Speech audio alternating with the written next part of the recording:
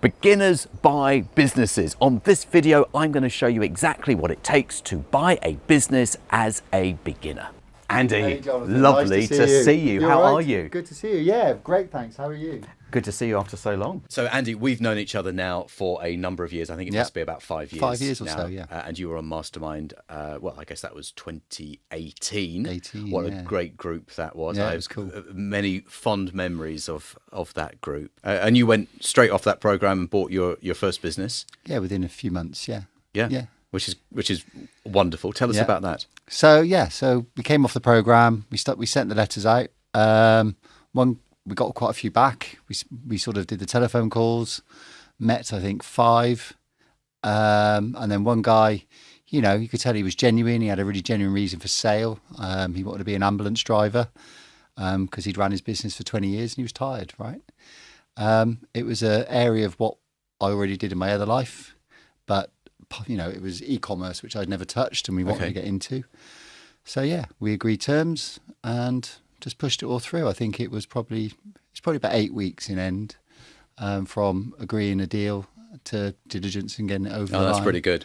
Because sometimes people think that it takes like a year and a half to buy a business. I guess it could do if it was a big enough deal, but in the SME, small business space, 8 weeks is a little bit more of a sensible timeline. And I think people get a bit bored of conversations if you take too long. They get a bit They get really excited and they go cold on you, don't they? You're either doing it or you're not doing it. We can agree terms, agree price. Let's just get it done. Yeah, and it's a confidence thing. If you go this is the stages, we're going to buy it. This is the price. This is how we buy it. If they agree that, there's not a lot more to talk about really. You just have to get the lawyers up to speed. Yeah, exactly. I mean, which in itself can be a challenge. Yeah, absolutely. If you've got someone good on your side, at least it cuts out 50% of the chance of it going wrong. So you bought that business. Would that have been then in 2019? Well, in March we're coming up to the end of the deferred consideration period. Okay.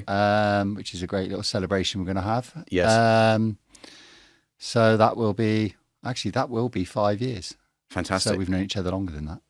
We must have done, be 6 years. So how's it now going then? So it's now, 5 years later. It's the biggest part of our business. Oh wow. I mean, being e-commerce during the pandemic, e-com went through the roof, so our clients all grew massively. And we've introduced clients to clients within the business, and some have bought each other. We've talked about acquisitions, and one client now, they're turning themselves around from a £30 million a year e-com business, and by March they'll be £100 million a year, and we'll be their supplier for all their e-com services. Incredible. And how did they get from the 30 to the 100? What was the process? Acquisitions. All through acquisitions, really. So really? They went from when they first worked with us, they were probably, I think, 8. It was before we acquired them. We've helped them grow through having a great sort of offering online to 30, and obviously, and with that they get some cash flow, I suppose, and they got some investment. So they've created a group, and then they've just been acquiring other like-minded companies. Interesting. So they've acquired 3 in the last 2 months. So 5 years on, biggest part of your business. I mean, that must feel good. It's actually to the point where, as we've said, I've merged a couple of other companies in, and they've sort of disappeared into the group. But even the original business I had, we've sort of almost not parked it, but we've cut that down now to focus on e-commerce. So it's not just the biggest part of the business. It's, our branding and everything is all about e-commerce now. Oh, interesting. So it's actually shifted the whole group. Yeah, so it's changed the focus of the group. Yeah. That's very interesting. And maybe without that acquisition, you may well have done that anyway, but maybe it would have taken a bit longer. I don't think we would have. I don't think we'd have had the nous, I suppose, to go, right, actually, let's move into an area of online, which we hadn't done before. We've now got our own payment gateway. We've got our own platform.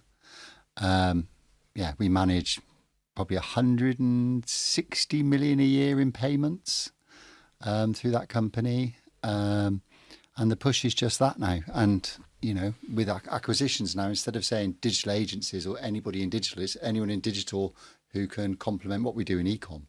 So we've actually narrowed our sort of field down. So am I right in saying then that if we hadn't met, business may have taken a different path? Yeah. I mean, before Dealmakers, it was all sort of, we tried to do all the experiential type stuff, Okay. digital wars, events, things like that. Now that world has just got harder and harder. There's software which people can just do it themselves. Okay.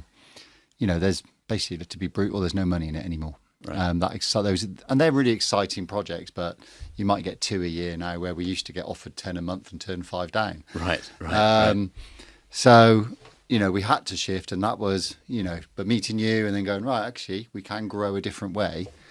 And it was sending out letters and to see what comes back in the digital space. Yes. I mean, it could have been someone doing It's something interesting, actually, that this very old-fashioned approach, this direct mail approach, works so well, even with digital online e-commerce businesses. 100%. Yeah. I mean, we're just going through it at the moment, and it's amazing. Just, the emails you get back, some of them apologising that they hadn't responded quicker and things like that. Oh, that's nice. Yeah, it's great. And I think, without naming the event, I believe that I was speaking at a conference. At Heathrow. At Heathrow, yes. And you were in the audience. Yeah. And I believe that you may have told me that you didn't have enough time to buy a business. Yeah. That was one of the first things. I remember going up to the table and said, look, I'm really interested, but I'm busy. I haven't got enough time I remember to do talking this. to you. Yeah. And the fact is you have. The reality is, and as it grows, you get more time. Exactly. In actual fact, when you grow your business by acquisition and you have a bigger business, then you can invest in a management team 100%. that gives you more time. So the people who have the least amount of time are the people who are running the smaller businesses, doing a bit of everything. Yeah, I mean, when I look back, I used to do obviously the sales, I used to do account management, I used to deal with the accounts in Xero, ringing the accountants, helping do the company returns. I don't do any of that now. We've got an MD in place who's, to be honest, better than I was at running it. Well, that's always the goal, isn't it? Yeah. You hire people better than you, yeah. Yeah, he's great. We've got a lady who was in one of the companies we acquired, who at the time was an admin, and we just realised she was amazing, and now she's a director of the company and pretty much runs all the day-to-day really? stuff. Yeah. Very good. And then one of the co-directors of the original company, she sort of runs the operations, and all I'm doing now is coming in when they need it. If they say, can you come in for a chat through something, we just want your opinion. And I'm literally in the last quarter said I'm going to do about a day a week focusing on acquisitions again. So the opportunities for 2023 would be to do another deal, maybe a couple? So I've committed to the MD is a minimum of 2 acquisitions a year from next year. Oh, fantastic. Minimum. Great plan. I mean, I want to do 1 a quarter. That's my sort of internal. Because now you know you can do it. You've got the confidence that you've got a good infrastructure to plug into, and you've got someone running the business. So when you bought it, you can let them sort out all the stuff that needs sorting They'll do out. that day-to-day thing. And again, the banks, they'll sort all that stuff out, where I can just go, there you go, guys, here's a lovely new thing. We'll have a meet and greet. We'll all get together. And then you can reward yourself with a holiday. Yeah. And come back when it's all over. Exactly. Or pay the school fees, one of the two. Yes. But you know that what helps, I mean? yeah. It's I think it's an exciting time, and I think next year, we've got an agreement. The group has to be sort of between 20 and 30 million turnover within 4 years of the MD starting. Which is big. I mean, that's double, then double, then double, then double. So we've got Incredible. Double every 12 months. And you are saying this to me with the confidence of someone who knows that it's possible. Well, yeah, because we only have to buy one business and we'll double, and then the next business we buy will be bigger, won't it? So Exactly. You can parlay up bigger and bigger and bigger deals. Yeah. So I always ask people, what would you say to someone who's watching or listening to this right now, and they've been thinking about making that next step? They've looked at all the free content of mine online. There's a lot, yeah. And there is a lot, but now they want to take it more seriously, but they're not quite sure. Now, that's a position that you were in a few years back. So what would you say to those people who are sitting on the fence? I mean, I would say, whether it's either with you and your deal makers, or you need a network of people who are doing this around you to get you going and keep, and mentor you, or not even mentor, someone who is going to push back at you if it's not happening. I think that's the big thing. So for me, the deal makers thing, it was every 4 weeks. If you haven't done what you said you were going to do, someone's, we all had our little groups we bonded with. someone's going, so what do you mean you haven't done it? Yes. Or in the sort of thing where, stand up if you've done something, if you're the one who never stands up and says, I've done something, right? So I think... So it's accountability, isn't it? It's all about accountability, yeah. And hence now, the remit for the new MD is I'm now accountable to him, not the other way around. I mean, other things he's accountable to me, of course. Sure. But on that, he's saying, what have you done, Andy? So you're going to go out and find at least 2 deals in the next 12 months. He's going to integrate them. You're going to double the size of the business. Yeah. Sounds like a very clear plan to me. Yeah. I mean, in the next 12 months, we'll get to sort of between 4 and 5 turnover because of that. And then it's easy enough then to go, right, let's buy a bigger, more structured company, which is a much easier thing to buy. So, yes, it is. And also if you're doing that sort of level of turnover at that point, then you've got that increased credibility that helps that sort of deal get over the line. And it's also, the bigger the company, the less sort of it's my baby, the owners are, aren't they? They're it's easier to do the deal. Yeah, they're less emotionally attached to it. Exactly, it's just a thing. Yeah. So then those conversations become easier. It's all about, you say we do diligence. This is what the valuation is.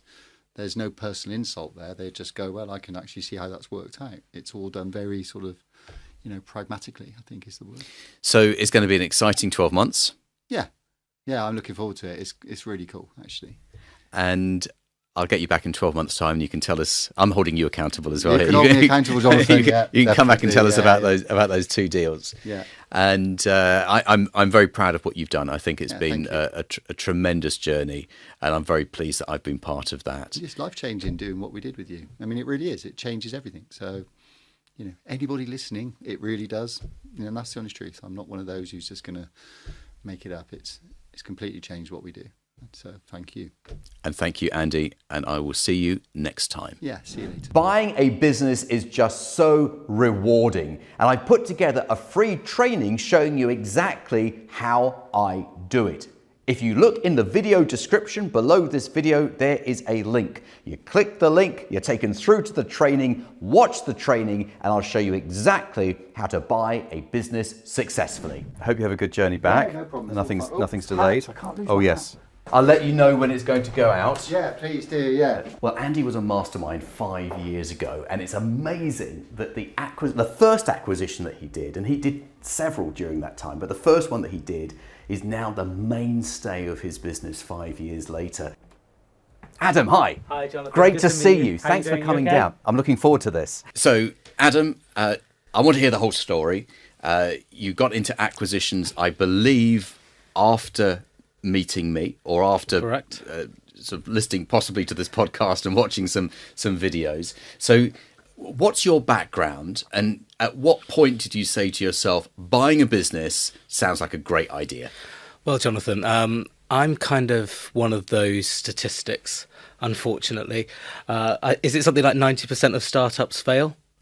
Well, yeah, quite possibly. Yeah, well, most of them. 100% of my startups did. So, effectively, always wanted to do my own thing. Always wanted to run my own business. Tried several different things. Did the kind of information marketing stuff back in the early 2000s. All that good stuff. And everything I tried just didn't work. And I don't know how I came across you, but was on YouTube and just kind of went down the YouTube rabbit hole as you do. And next thing you know, I'm watching videos from yourself talking about acquisitions. And other people on YouTube talk about acquisitions and things like that. But the way you were talking about acquisitions was kind of different to how other people talk about it. Okay.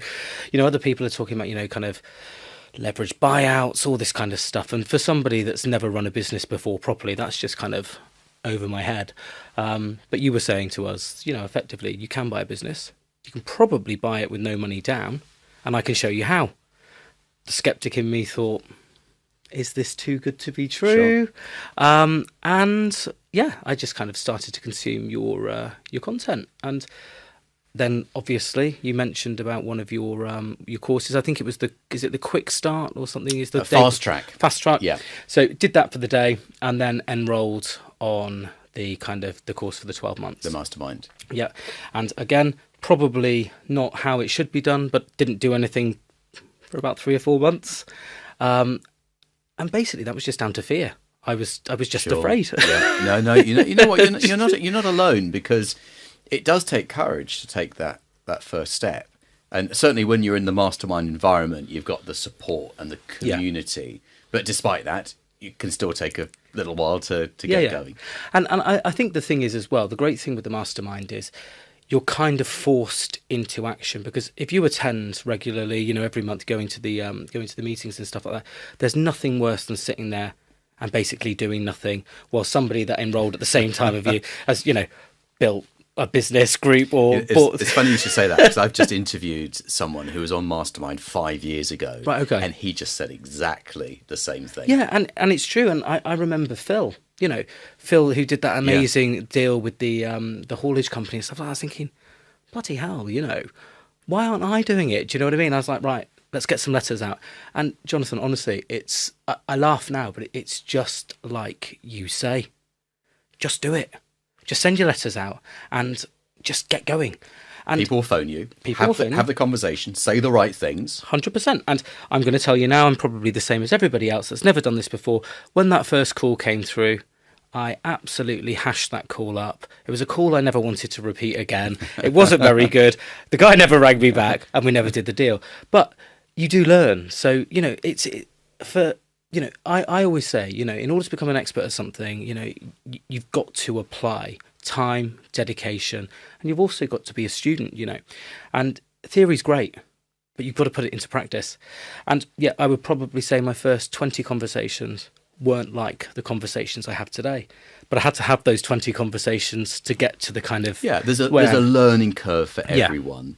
And I think that the people who take that learning curve or go through that learning curve in the environment that you are in come out of it better than people who have no support mechanism at all. 100%. And, you know, I'm not somebody with a polished business career. So literally I started off as a rookie. I really did. And, you know, I'd been in employment, you know, I hadn't kind of had any success behind me as such.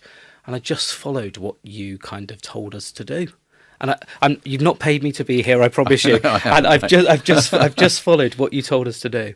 And surprise, surprise, it works. Yeah. Okay. And that's all I can say. No, that's brilliant. So let's look at some of the things that you've said. So with the benefit of hindsight, I'm curious as to why you think those startups didn't get going in the way you wanted them to. I mean, you know, in Mastermind, you talk about a deal team. Mm-hmm. You know, you talk about a deal team, but also the business, the group, whatever you're building, it needs a solid team as well. So you have your acquisition team, but you also need a solid team to run a business, I believe. And, you know, I'm not an expert at finance. I'm not an expert at managing sales teams. I'm not an expert at marketing. You know, no experience of this stuff. And I think when you're in startup mode, probably because you don't have a great deal of funds, you know, you're everything. Absolutely. I'm an accountant. I'm a lawyer. Because there's no one else. There's no one else. And also, you know, when you're the founder, you feel as though you need to do everything. There is that sense of because you don't want to sort of get other people. You don't want anyone to do it better than you as well. Exactly, and it's very hard to let go. Yes, it is. And you know, you're effectively, when you're in startup mode, I believe, unless you're a unicorn, you're buying a really badly paid job. When buying a business, you need a great lawyer on your team. So why not use mine? His name is John Andrews, and his details are on the screen. Do you know what I mean? Because absolutely, the hours are long. You're probably not going to get paid what you're worth or paid at all. And, you know, and you just become fatigued. And, you know, I tried everything. I tried 5 or 6 different things. And I think just because it was me, no experience, it didn't work. And then, as I said, started consuming your content and looking at kind of some reviews from past students and things like that you had on YouTube. And you're thinking, do you know what? This sounds like a shortcut. But then obviously the cynic in me is like, too good to be true. Can this really happen? It's very easy for us to talk ourselves out of things, even if they're good 100%. for us. Yeah, 100%. I talk myself out of exercise on a daily basis. So as you can see, so do I. But you're right. And the thing is, I just couldn't get my head around why someone would sell their business to me for no money up front, over a deferred period, why someone would do that. And I now know why someone would do that. Because I've probably had conversations with hundreds of business owners since working with you, and I haven't done hundreds of deals. I've I've done a good amount of deals, but probably about over 100 business owners, and everyone's reason for exiting is their own. They're different, but they do follow certain themes, and you discuss this on Mastermind. People are just tired, they just had enough, no succession planning, ill health. There's a number of things, and sometimes a business just needs, it's like buying a rundown house, just needs a fresh lick of paint, Yes, new eyes, and then you breathe life back into it. Do you know what I mean? And every deal I've done has been in the format that you say works. Every deal I've done has been deferred. I don't think, let me think. No, I've not paid anything up front for a business. I was going to pay an amount up front for a deal that I've just completed on. Anyway, transpired through due diligence actually that it wasn't feasible for us to do so we didn't. So I've got a 100% record on kind of taking businesses on a deferred basis, and it works very well. very good. So, but are these tiny businesses though? I mean, that's the question I think some people will be asking in their minds. Is this like a sort of a business that turns over £50,000 that you managed to scoop up? Okay, so I'll again, and I promise you, you've not given me something to say before I've kind of come in to see you today. No. But what you said on Mastermind was, buy a small business. Typically, you're going to buy yourself a job because it just doesn't have the infrastructure to support management teams, etc. My first acquisition was an asset purchase. I think it was about £55,000. There was 2 staff. It didn't even turn over 150,000. Okay. I gave that business away because it was just an absolute bloody headache. I was spending probably a good part of my week, 30 hours a week, on this piddly little thing over here, and it was just problem after problem after problem. And again, I seem to have to do everything the hard way. I do it the way my head tells me because I'm fearful actually of change. I'm fearful of, I just thought that I couldn't speak to a business owner that turned over £1 million or something like that, and they'd be prepared to sell. So these are limiting beliefs, aren't they? Yeah, 100%. So these are things that we tell ourselves, which actually do limit ourselves. We don't realise they limit ourselves. They do. And it takes someone else often to point it out and say, Yeah. do you realise, Adam, that Yeah. you're in this cycle here. You're stuck in this cycle where you do the same thing again and again. Yeah. But if you did this differently, you'd get a different result. I know sometimes people say, well, I couldn't buy a business because I've never run a business before. Well, you don't need to because you're not going to be running it. Yeah. That's the whole point. That's the thing. You're becoming a shareholder in a business, and as the shareholder, you get your share of the profits. If you're 100% shareholder, you get 100% of the profits. Yep. And other people operate and run the business, probably the same people who are operating and running the business before you bought it, and they just carry on. Yep. But you're the new. It's like becoming the new owner of a property, and the tenants start to pay you rather than the previous owner. And it's again, I was talking to my partner about this, and Tom was saying, so let me just ask you a question. He said, because this doesn't sound right. Is this the case? He was like, so you buy a business effectively on a buy now, pay later, and you're paying yourself a consultancy payment or a salary from day dot, and it's usually kind of somewhere around 6 figures.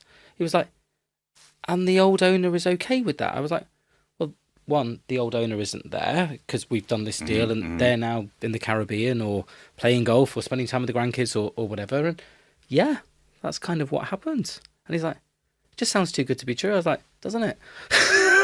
But it's true.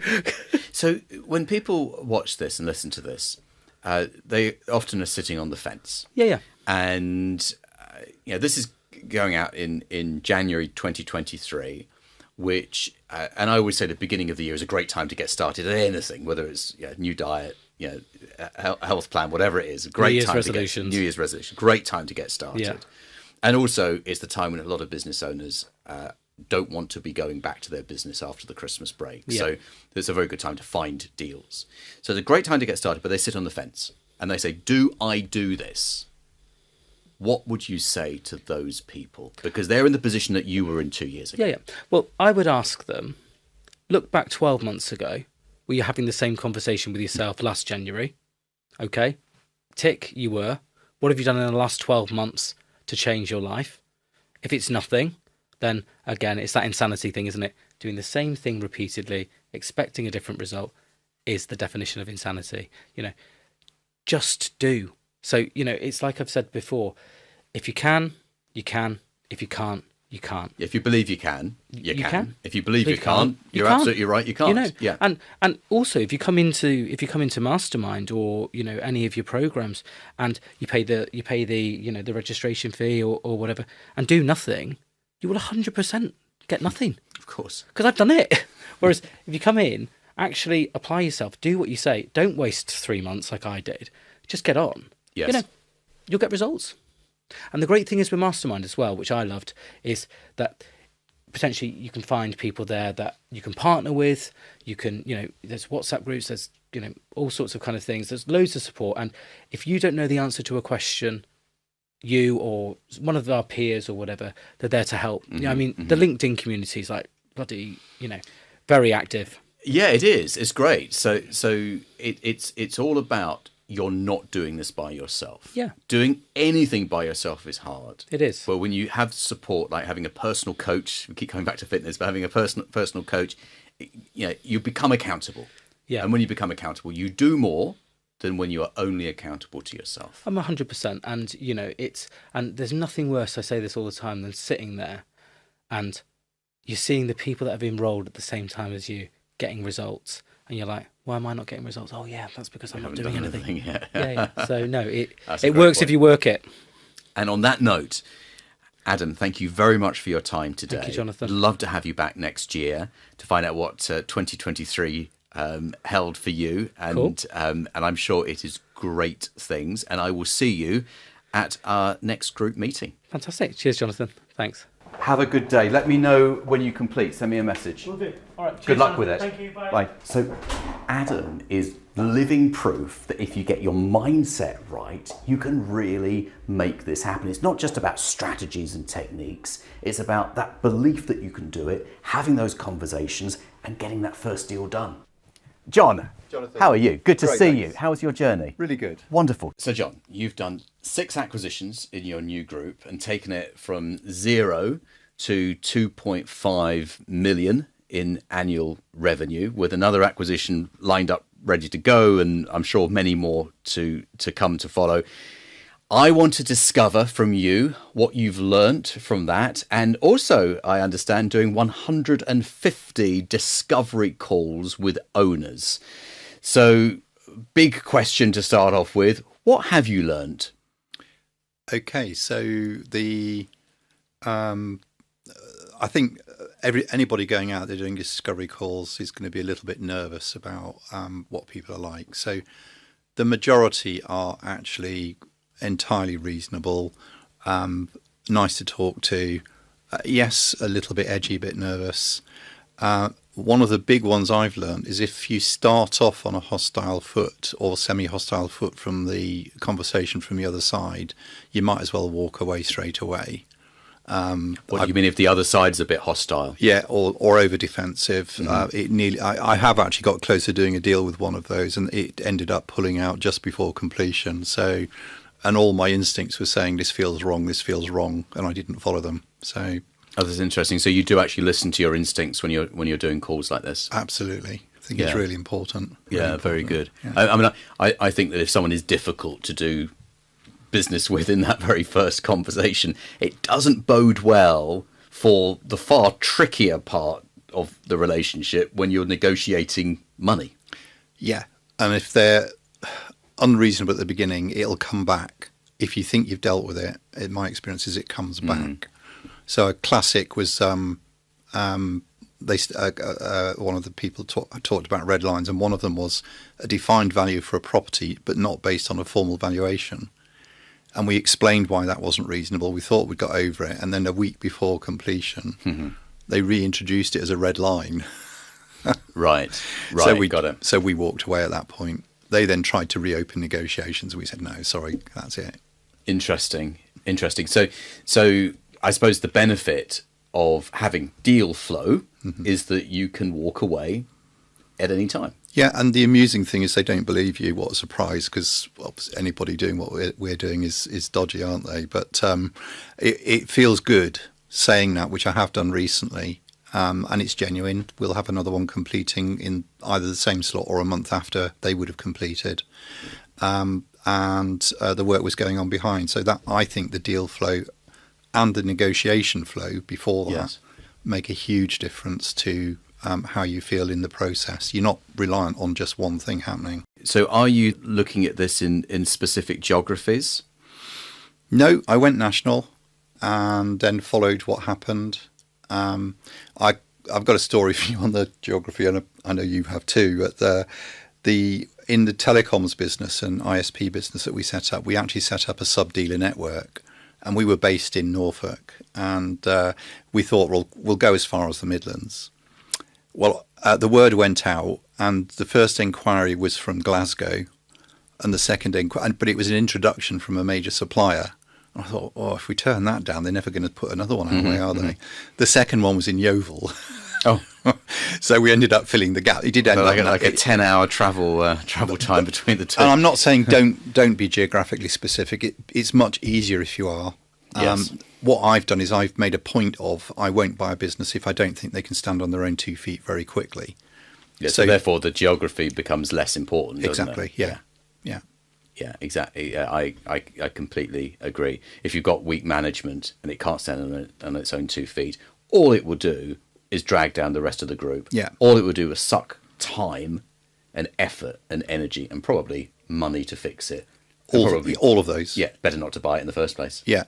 And to be fair, stuff happens as well. I missed one of the questions you said was important on the one where the reception team left. I forgot to ask the question of are people related? Ah, yes, one of my favourite subjects. Yeah. When it happened, I looked at it and thought, oh, I'm supposed to ask that question. So well, they were sisters or something? Mother and daughter. Mother and daughter. Yeah. Yeah. So one leaves, the other one obviously follows, and two people gone. Yes, I've had similar situations, and you're often caught out when they have different surnames, and it doesn't even occur to you to sort of question the relationships.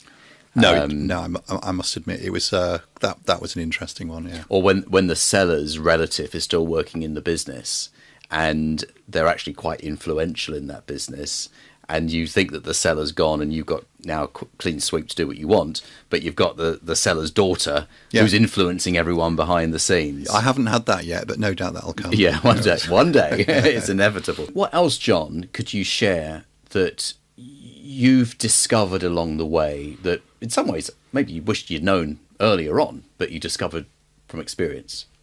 I think the speed, it's not just the speed of doing the deal, it's the speed of engaging with the practice is really important. Mm-hmm. So, and we've actually changed the timing of when we'll do deals now because of that. In fact, we've recovered the situation, but we bought a practice where the owner was getting married, going on honeymoon, we actually completed it in July, and most of our senior people were taking holidays during August. Okay. And then the two, including me, who probably would have picked it up, then got COVID. Right. And so there was probably a 3-month gap before there was any significant engagement. Now we did do remote engagement, but it's just not the same. You need somebody to be there to talk through some things. People actually find the business that they work for being sold quite traumatic. Yeah. It's a sense of loss, of disconnection to the exiting owner. And if they had a good relationship with that owner, they are very concerned. Yeah. And they need a cup of tea and a hug. Yeah. And without that, they fill that void with gossip. And gossip typically is negative, isn't it?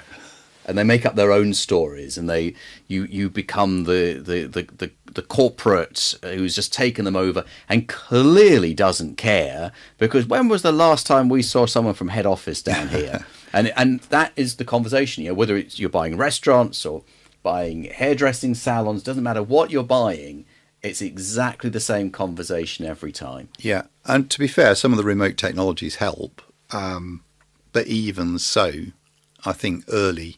And the other one is probably the second practice we bought. There were two really good people in there. We did keep one of them. We'd acted fairly quickly to say what we wanted. We dithered a little bit with the other one who was in two minds about what their future was going to be anyway, and a year later they've left. So I think we should have put an offer on the table quicker, and probably, but not certainly, would have kept them. John, you've been a great guest. Thank you so much No for your problem. input, and thank you for sharing your wisdom as well, because you've been at both ends. You've sold a business, and now you're building another business, and you've done it very rapidly, but you've done it with care and caution. And I think that the information that you've shared today is going to be so useful to our viewers and listeners. And I look forward to catching up with you at the next mastermind session. Great. Thank you so much. Too. Thank you. Take care. All right, I'll walk down to the door with you. Much appreciated. Oh, it's dark. Have a good journey back. Take care, Thank you so much, John. Thank you. Bye-bye. John is living proof that if you've got a plan, you can make this happen. And John has just followed a process A, B, C, D, and he's got the result. I'm extremely proud of him.